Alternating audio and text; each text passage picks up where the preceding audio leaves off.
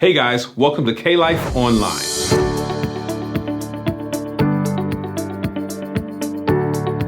This weekend, we continue our sermon series called Look Again, where we are learning to find Jesus in the Old Testament. Jesus said himself in John chapter 5, verse 39, that all the scriptures point to or bear witness of him. So we're going to learn to look again at the passages in the Old Testament so we can learn to see Jesus. If you haven't already heard, we've created a great new tool to stay connected to God and others during this time of sheltering in place, and we've called it the Hub. The Hub is central in our digital ministry here at Kettering as a source of hope, encouragement, and connection. Not only can you go to the Hub to find content and opportunities to connect, you can also submit your ideas to add even more content and opportunities. The information is updated weekly and continuing to grow. Finances are a dominant part of most conversations these days. We want you to know that we understand how uncertain and stressful the past month has been. So thank you for your optimism, for your encouragement and endurance. The messages you are sharing are bringing courage that we can get through this together. And a special thank you to those who have continued to support our church ministries through continuing to share your tithes and offerings. Even in this difficult time, God's blessings are evident. In a moment, you are going to see a welcome video from the pastors of this church and their families. We invite you to submit your own welcome video that can be aired in future worship services. You can submit them at this link below. With that, church family, I would like to welcome you to worship, and as we enter this time together, pray with one another that this will be a meaningful moment where each of you experiences a powerful connection with God and with each other as we engage online. We believe that the Spirit of God is actively pursuing communion with us and is calling us to be lights in our communities for such a time as this. So with that, let's pray together as we continue in worship. Dearly Father, we come before you now in prayer, and even though we are separated from each other, we feel connected, and we are connected to each other through you and through this worship experience. So I pray that you will prepare every heart and every mind who is watching now, and that they may be prepared to receive the blessing that you have in store for them. We pray this in Jesus' name. Amen. Hey, church family. Can't wait to see you in person. From the Calverts! Woohoo! Hey guys, this is Tim, And Thane. and we just want to wish you a happy Sabbath. Happy Sabbath from the Myers. Hi, we're the Torkelsons. And we want to wish you a very happy Sabbath. Hello, kids. I'm so glad that I get to share with you again some of these things that sometimes people say are illusions or things that make us have to look again. This morning, we're going to be hearing from Pastor Paul, and he's going to be teaching to us from Psalm 23. So today, I want you to take a look at this picture again. Do you see an older woman? Do you see her with her funny hairstyle that's up like this? Why do you think she looks like she's an older woman? Is it maybe because she has some wrinkles? Well, let's see. Is it really an older woman? Let's look again. Is it the same woman? No, it's a young girl, maybe a princess because she has a crown. Sometimes we have to look again. All right, sometimes we have to not just look again, but look closer and see things in a different way. I was visiting some of you kids, and I went to one of your homes, and there was a sundial in the driveway. And I thought, wow, that's so clever. Well, let's see. Look real close. Is this a sundial? No. Maybe it's a moon dial. Is it a clock, or is it the moon? Sometimes we can see things in a different way if we will look again. And one more, this one's just for a lot of fun. Look really close. Are the eyes in this lady's picture, are they her eyes? Look again. Isn't this a silly, fun picture? It's called an optical illusion. And sometimes that happens to us even in our spiritual lives. We think we've seen things clearly, but then the Bible shows us and teaches us that if we look again, we can see a better and clearer picture of Jesus. That's my hope for you kids. Happy Sabbath.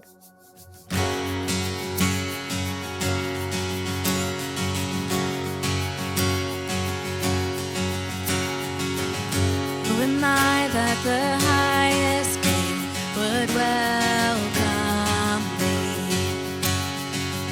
I was lost, but he brought me in. Oh, his love for me. Oh, his love for me. Who The Son sets free, oh, is free indeed. I'm a child of God, yes I am. Free at last, he has ransomed me, oh, his grace runs deep. While I was a slave to sin, Jesus died for me. Yes, he died for me. Who the Son sets free, oh, is free indeed. I'm a child of God, yes I am. In my Father's house, there's a place for me. I'm a child of God, yes I am. I am chosen, not forsaken. I am who you say I am.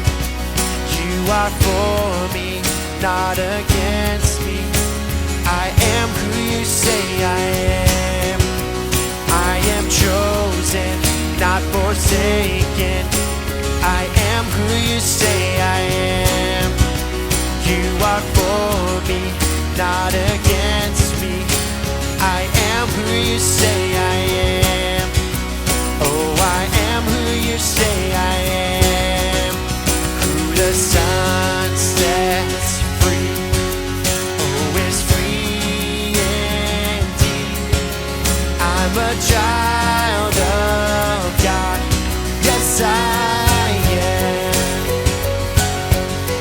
In my Father's house, there's a place for me. I'm a child of God, yes I am.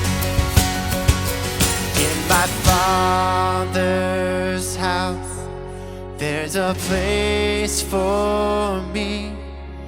I'm a child of God, yes I am.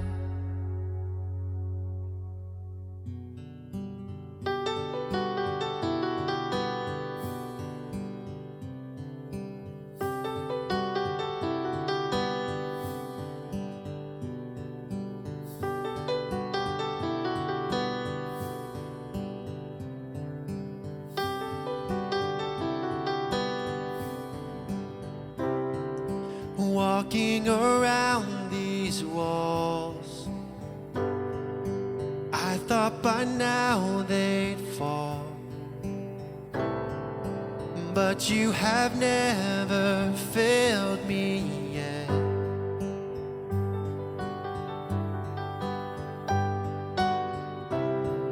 Waiting for change to come, knowing the battle's won, for you have never failed me yet.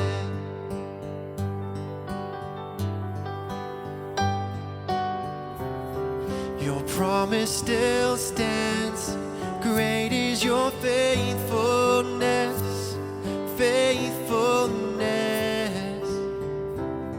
I'm still in your hands, this is my confidence. You've never failed me yet.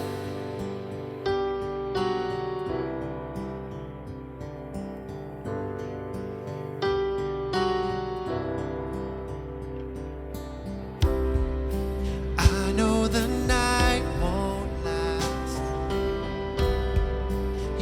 word will come to pass.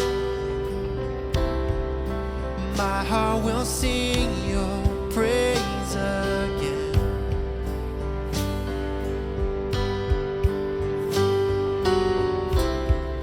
And Jesus, you're still enough, and keep me within your love. My heart will sing your praise again.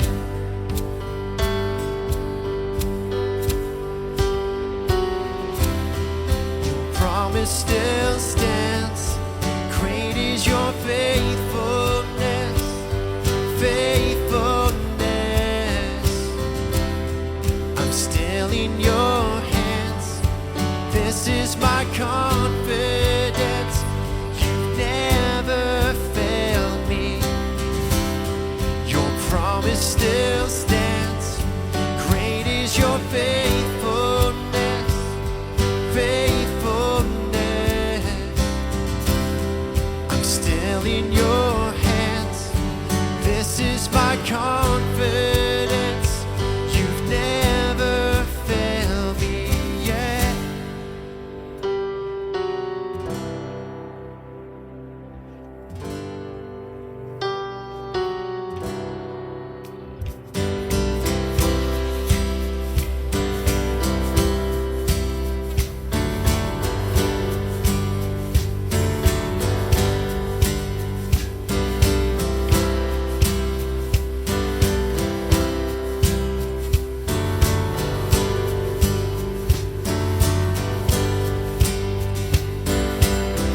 I've seen you move, you moved the mountains, and I believe I'll see you do it again. You made a way when there was no way, and I believe I'll see you do it again. I've seen you move, you moved the mountains, and I believe I'll see you do it again. You made a way when there was no way, and I believe I'll see you do it again. I've seen you move, you move the mountains, and I believe I'll see you do it again. You made a way when there was no way, and I believe I'll see you do it again. I'll see you do it again. Whoa.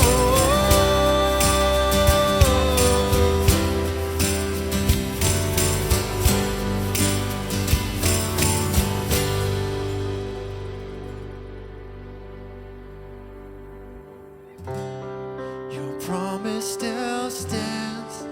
Great is your faithfulness, faithfulness.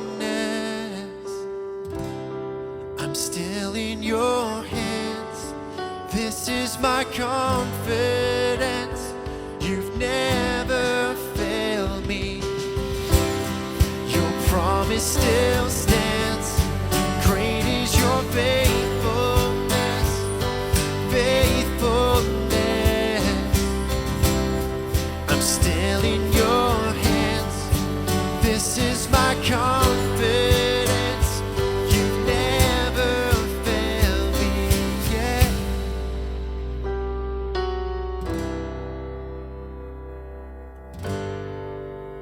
Oh, you've never failed me yet, and I never will forget. You've never failed me yet, and I never will forget.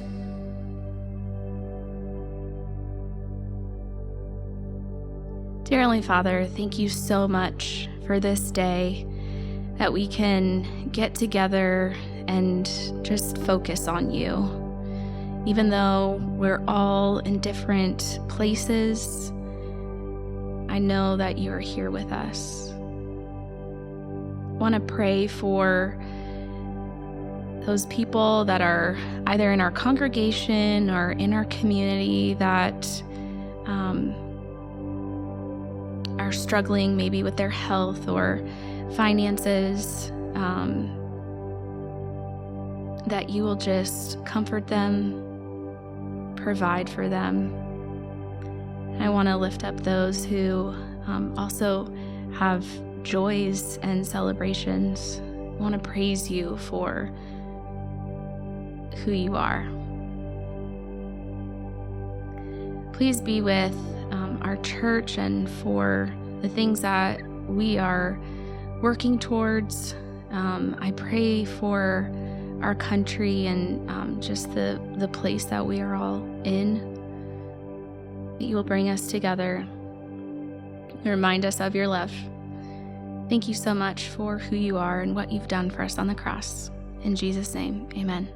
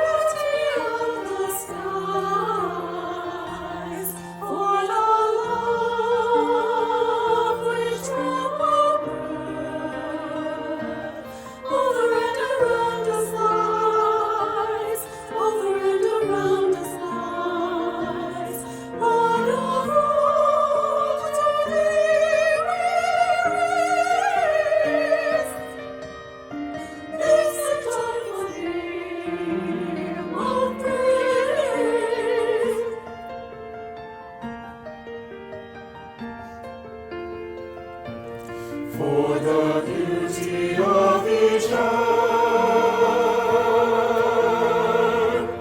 of the day and of the night, hill and vale and tree and flower, sun and moon and stars of light, sun and moon and stars of light, Lord of all, to thee we raise.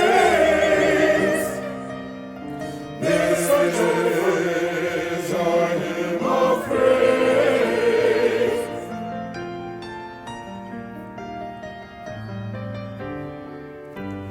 For the joy of human love,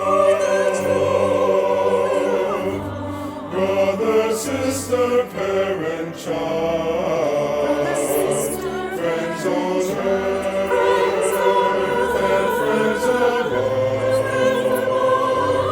for our gentle thoughts and love, for our gentle thoughts and love, Lord of all, to thee we raise this our joyful hymn of praise.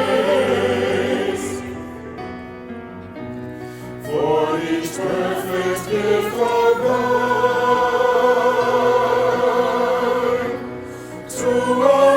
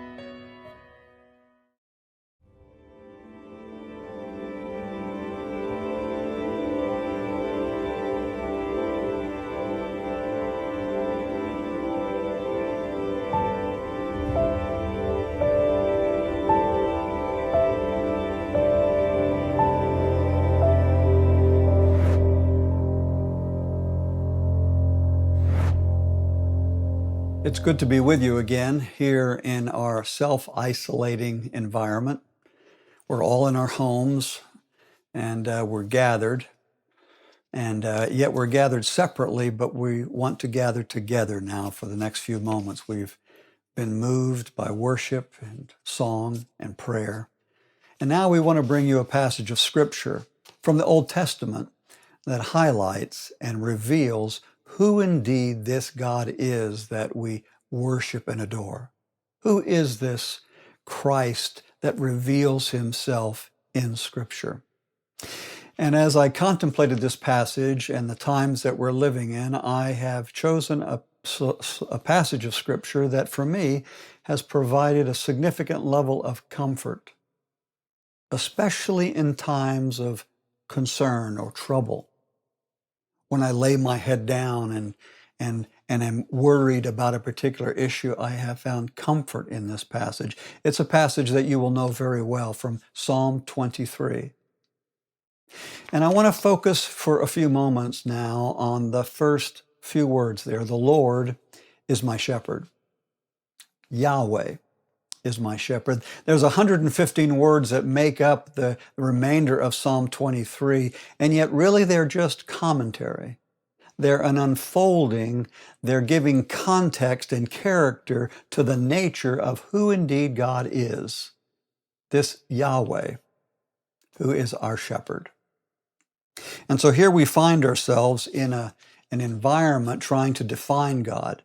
Under the inspiration of the Holy Spirit, David has revealed this to us. And in our times today, we find exactly who God is to be a rather confusing picture. For many, God is someone that is associated with bad things. The tornadoes that just ripped through the South, 30 have been determined to have been killed by those tornadoes, went right through where we used to live. And insurance companies and others refer to it as an act of God. Is that who God is? Did God inspire that? Did God act and do that? Was it as a result of his actions?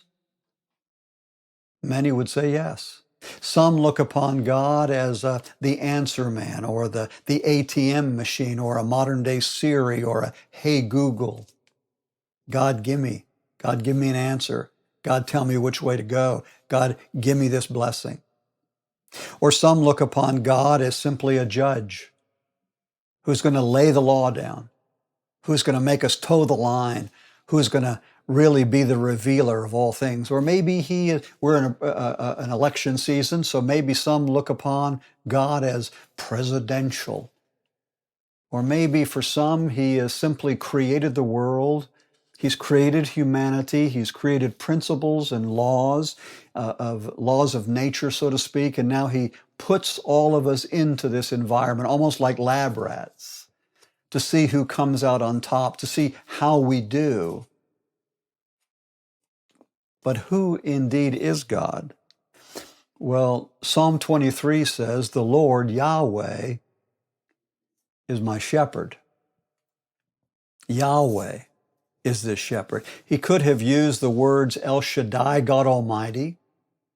He could have used the word El Elyon, God the Most High, or El Olam, God Everlasting, but he didn't. He used Yahweh. My name is Yahweh, and Yahweh is our shepherd. And so here he chooses this name of God. This is who God calls himself by name. I am Yahweh. Why? Why has God done that? Now, through the years and going to different churches and beginning ministries and becoming acquainted in neighborhoods or churches or businesses or different relationships, people typically want to know, well, who you are, what you do. And I've been called a number of things, Dr. Hoover or Elder Hoover or Reverend Hoover or Pastor Hoover, Pastor Paul. But there's really no other name for me other than my name, Paul. That's who I am.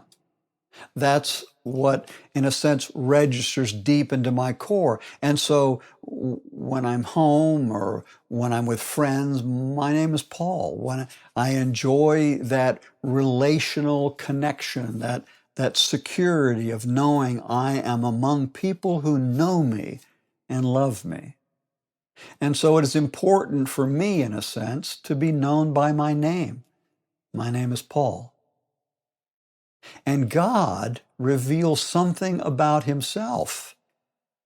My name is Yahweh, and I'm your shepherd. It reveals, in a sense, that God is interested not in being known by those other descriptors that we outlined, but God is rather more interested in being known by his name, Yahweh. It speaks to a relational invitation. It speaks to a God who is interested in knowing us and us knowing him. It is far more personal. It is far more intimate to have a sense God revealing his name. And so we have this picture that David gives us in Psalm 23. The Lord, Yahweh, is my shepherd. In Exodus 3:13 and 14, Moses has been called by God to go and address the Israelites, the people in captivity. And he is a reluctant prophet. He is a reluctant leader. And I have related with Moses more than once in my entire ministry. In fact, many times before I speak, I will turn to those pages in Genesis and Exodus, the story of Moses, and to see his interaction with God for the calling and the ministry. But here we find Moses again interacting with God. What if people say, "What is his name?" Moses says to God. "What should I tell them?" God said to Moses here in Exodus chapter 3, verse 13 and 14, God said to Moses, "I am who I am. Tell them I am sent you." And I've always kind of scratched my head just a little bit at the answer. I am. Tell them I am sent you. In Exodus chapter 6, 23, or 2 and 3 rather, Exodus 6, 2 and 3, in another interaction, God says, "I am the Lord Yahweh, and I appeared to Abraham, Isaac, and Jacob as God Almighty," El Shaddai. So he appears to them as El Shaddai. But now he's revealing himself to Moses as Yahweh. "I did not make myself known to them by my name, the Lord Yahweh." God revealing his name to Moses. God revealing his name to David, the psalmist. God revealing his name to us. In the book of John, chapter 8, we see an interesting dialogue taking place with Jesus. The Pharisees and the Sadducees and the scribes, they're always after Jesus. And here this conversation is taking place in John 8, verse 56 down through verse 59. "Your father Abraham rejoiced at the thought of seeing my day. He saw it and was glad," Jesus is saying to the Pharisees and the scribes and the teachers of the law. He longed to see the day, and he did see it and was glad. And they replied to him, "You are not 50 years old," the Jews said to him, "and you have seen Abraham?" I mean, they're taunting him and prodding him. They're forever kind of digging at him. And Jesus says in verse 58 of John 8, "I tell you the truth." Jesus answered, "Before Abraham was born, I am." Before Abraham was born, Jesus says, "I am." And verse 59, "At this they picked up stones to stone him.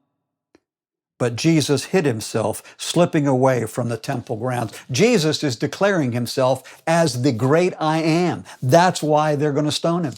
He is declaring himself to be the great I am who interacted with Abraham, with Jacob and Isaac, with Moses, with David.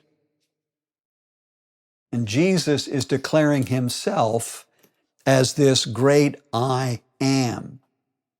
Israel considered the name of Yahweh so sacred, so powerful that they would hardly ever speak it. They kind of created a replacement word. Instead of saying Yahweh, they would say Adonai. And if they were to record it and actually write it down in the Hebrew, they would take a bath, use a new pen, write the name Yahweh, throw the pen away. What a sacredness they projected. And yet here, when the great I am has revealed himself in flesh, in the life and the name of the Lord Jesus Christ, they took up stones to murder him. This great text of Yahweh, I am who I am. In the NIV, there in Exodus chapter 3, verse 14, in this interaction that took place between God and Moses, they're trying to understand the Hebrew here and the unusual nature of this I am who I am piece. They also write, it could be interpreted, I will be what I will be, or I am, and I is to be. Some have suggested that the actual tense of this word is written in the present causative tense. In other words, God is saying, Jesus was also saying, that I am and I cause. I am here and now, and I am the one who has always been. I am and I cause. This present causative tense. I am the one who is. I am the one who causes. This is the God who spoke and creation occurred. Stars filled the sky. Life came into existence because God is not simply there. He is a power and a force that is present. And when he speaks, the blind are healed. The lame are made to walk. The deaf are made to hear again. And Jesus says, and God says, I am. And I cause things to be. I am the one who is. I am the one who was. and in reality, I am the one who will always be. God is, in a sense, defining himself here in Psalm 23. The Lord Yahweh is my shepherd. The Lord is my shepherd. It reveals an aspect about God that is profound and really hard to comprehend in our limited minds, because it reveals a God who doesn't change, is all-powerful, is all-knowing. He's all-present. Some have created scripture with different dispensations of this is who God was then, and now we have this aspect of God now. But no, this is the same God from creation.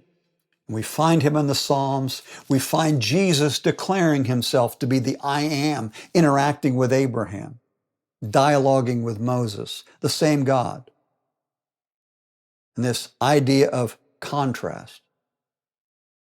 You see, God is neither good or bad, so to speak. He's neither bad or sad or happy. He's neither rich nor poor. We use all these things to define and describe us. Now, I'm Paul. I'm 5'11" and a half. I like to include the half because I always wanted to be 6 foot, but never quite made it. I'm 200 pounds. I'm 65 years old. And feeling older some days rather than others. We use all these descriptors.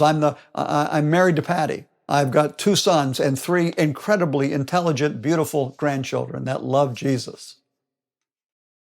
I am so proud of my family. But God doesn't necessarily use those kind of descriptors, because the moment we use a descriptor of God, we in a sense limit him. God simply says, I am. And he adds nothing. I am. My name is I am. I is. I am causing. I am the one who makes. There are no limits to God. There's no boundaries. There's no things that cause God to be checked, in a sense.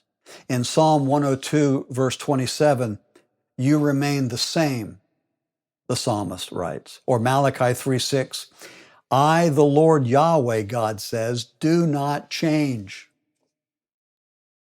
The same God of the New Testament is the same God of creation, is the same God with Moses, is the same God with the rebellious nature of Israel for all those thousands of years, is the same God of revelation that will come in the clouds of glory at the second coming of Jesus. He doesn't change. This is the very nature of God. Jesus says, if you've seen me, you've seen the Father. One and the same. And Jesus declares himself the great I am. And so God doesn't need descriptors beyond that, because all they do is provide opportunity for cynics to begin limiting God. But God doesn't change. And nothing changes him. Nothing can deter him. For God is love, and he does not change. He creates. He was never created. He makes. He was never made or manufactured. He causes. He has never been caused. Nothing restricts him. We're mortal. God is immortal.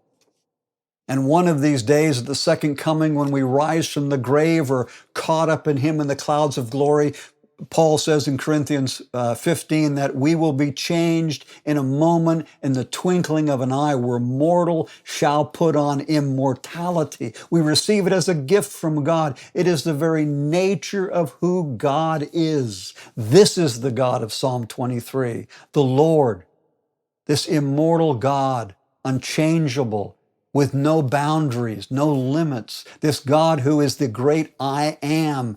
This God who causes all things good and no limits for his creative power.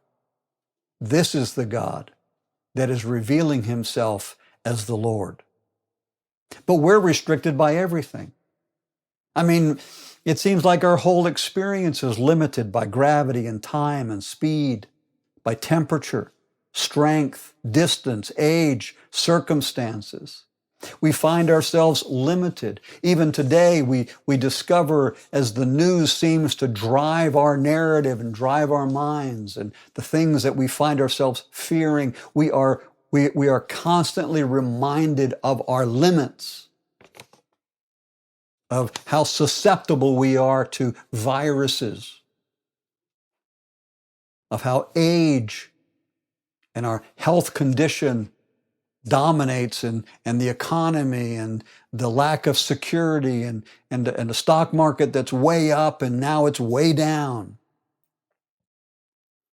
But God isn't restricted by that. This Lord of Psalm 23, this Yahweh, who is the figure of the passage, is not limited by any of those things, is not moved by them. You see, he doesn't have to check the Weather Channel in the morning. He doesn't need alerts on his phone. He doesn't need an annual PSA check. He doesn't need an annual mammogram. Now, he doesn't need to check into an airport 3 hours early. God is everywhere. God is in Dayton. God is in Dallas and Damascus and Darwin and Delhi and Dublin and Durban. There is nowhere where God isn't. Psalm 139, verse 7 and 8. Where can I go from you, your Spirit? Where can I flee? If I go up to the heavens, you're there. If I go down into the depths, you are there. This incredible, powerful Yahweh, Lord God. This is who He is. This is the nature of exactly who God is. But you know what else He is? You know what else the psalmist is intent and trying to connect the dots? You know what piece he really wants to drive home? Not only is that this is Yahweh, this is the nature and character of Yahweh, but right here is this powerful moment when he says, the Lord, Yahweh, is our shepherd. This God who has revealed His name, this God who has moved into humanity and the history of time, has moved into our lives, your life, my life. This God who has interrupted this chaotic thing we call life, and He is offering Himself. And who He is all powerful, all knowing, all merciful, all present. He is the great I am, and He is your and my shepherd. This is the commitment God is making to us. Nothing is too hard for Him. He is our shepherd. And so as I have found myself in times of trouble, I have needed to be reminded that this Lord, Yahweh, is my shepherd. I can remember in 9/11, Patty and I, we were on a trip we had planned for a long time, and the kids were in academy or grown, college, and I guess they were in academy and college at the time, and we had planned a long time to have this trip, and we made a trip to Europe. And we were kind of on the tail end. We were in the last, I don't know, it was a 2 or 3 week trip. I forget. It was a long one. It was a big trip. And we were in Florence. And we had been out sightseeing and come back to the hotel right in downtown Florence and not far from the square there. And we turned on TV for a few minutes only to see the second jet go into that second tower. And we knew instantly that our world was changing. And here we were, away from our family, away from our kids, in a foreign country, in the time of this incredible attack. And we were afraid. We were fearful. And I remember us praying together, reading Psalm 23. The Lord Yahweh is our shepherd.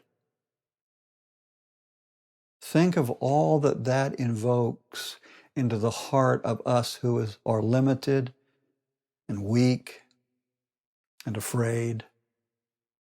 Yahweh, this God who is the great I am, the God who causes things to be, who speaks, and it is. This God who says, cast all your care upon me, for I careth much for you. This is the shepherd. This is the God who calls us to Him. I'm not the shepherd. I can't control my future. I can't determine what my day will bring. I can hardly maintain relationships at times. I can't determine what's going to contribute to purpose and success and my health.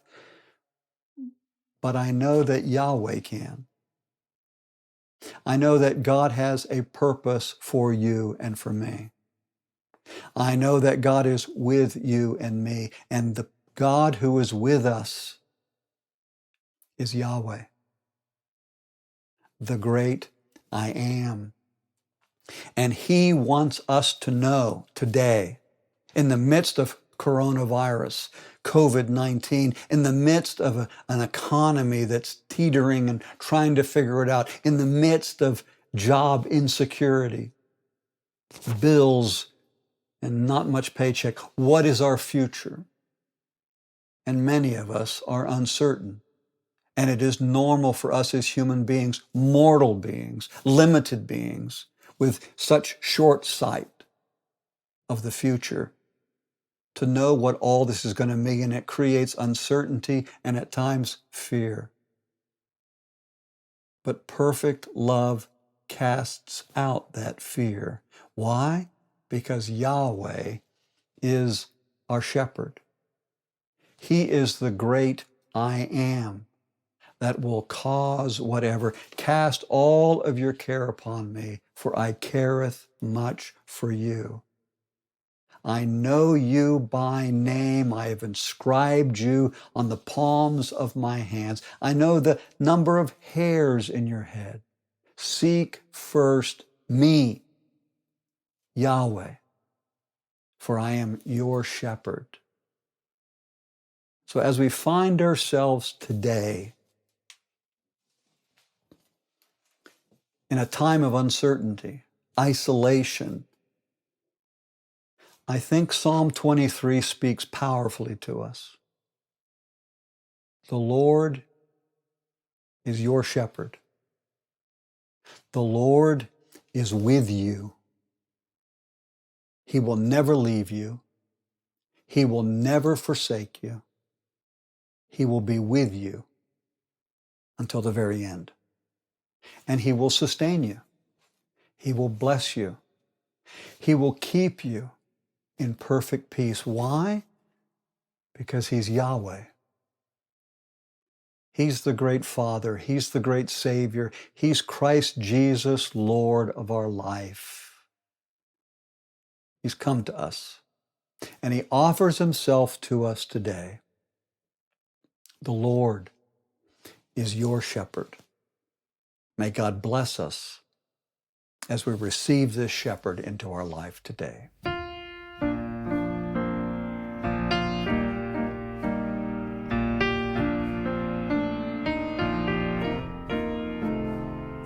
He leadeth me, oh blessed thought, oh words with heavenly comfort fraught.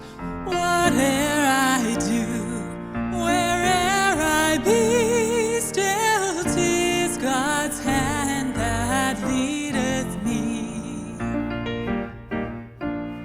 He leadeth me by His own hand. He leadeth me, His faithful follower I would be.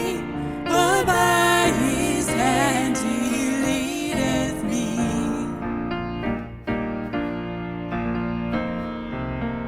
Sometimes mid scenes of deepest gloom, sometimes where Eden's bowers bloom, by waters still or troubled sea, still 'tis His hand that leadeth me.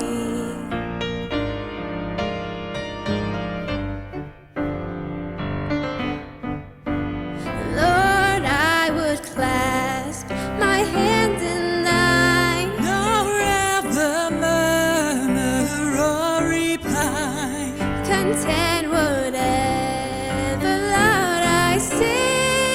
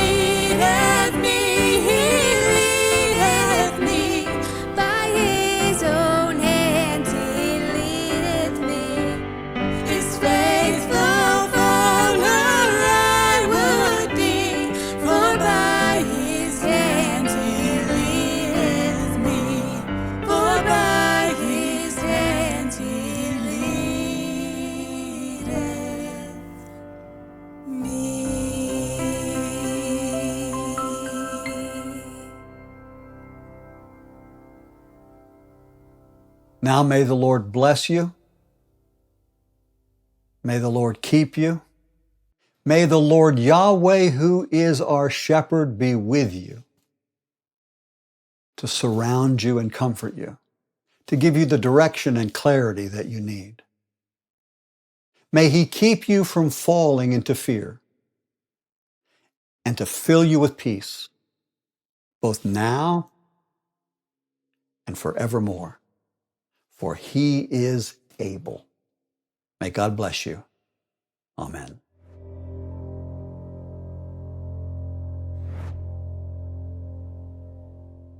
Thank you for worshiping with us today. We invite you to like and subscribe to our YouTube channel and share this video with others.